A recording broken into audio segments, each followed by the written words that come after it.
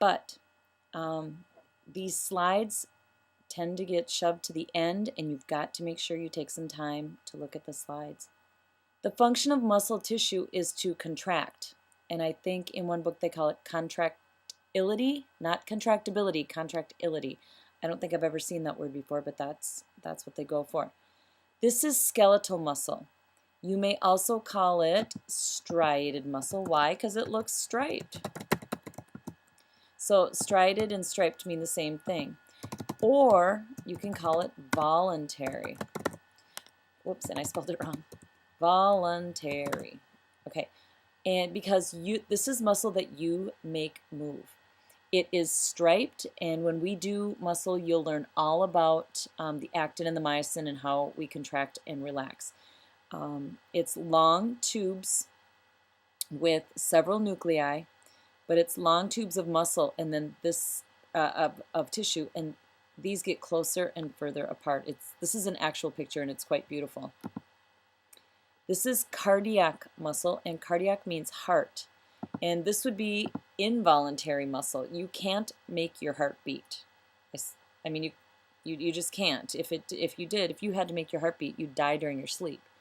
One of the things, it is striped. Can you see those thin little stripes in there? It is striped like cardiac, but it's woven, and this is called a figure 8 configuration. And it's woven because your heart isn't just a kind of two-dimensional, like flex and relax, flex and that type of thing. It's got to beat all the way around, so it's woven. The next thing are these little dark spots in here, and those are called, and it's right here, intercalated discs. And these keep your heart beating all together. I'm going to let you look up intercalated disc in the book, but it helps keeping all of your heart cells together. It's so incredibly cool. If you were to take two muscle cells apart from each other while they're still beating, they'll beat at a different rate, but the second they touch, they beat in unison, and it's because of the intercalated discs. So it's an electricity type deal. Our last type is smooth muscle. We call these spindle, S-P-I-N-D-L-E, spindle shaped, and they're pointy on the ends and they're fat in the middle. This is in arteries. Yes, it's in arteries, but more so it's for peristalsis in your digestive system.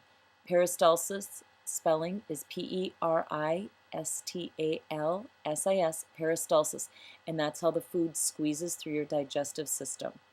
This one is a really tough one to recognize. You're going to want to spend some quality time with a good smooth muscle slide.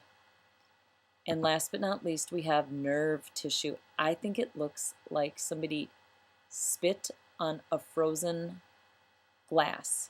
It's like a big old loogie. That's disgusting, I know, but that's what it looks like. One of the things I want you to do on your diagram is, I think this is in your diagram, by the dendrites. All of these are dendrites. Dendrites carry information into the cell body. There's one axon in most nerves. We'll learn something a little bit different when we get to the brain and spinal cord, but there's one axon, and the axon, AA, axon carries the impulse away from the cell body. So your nerves are pretty cool. So in the dendrites, there's hundreds of dendrites and one axon. So pretty awesome. And that concludes muscle and nerve.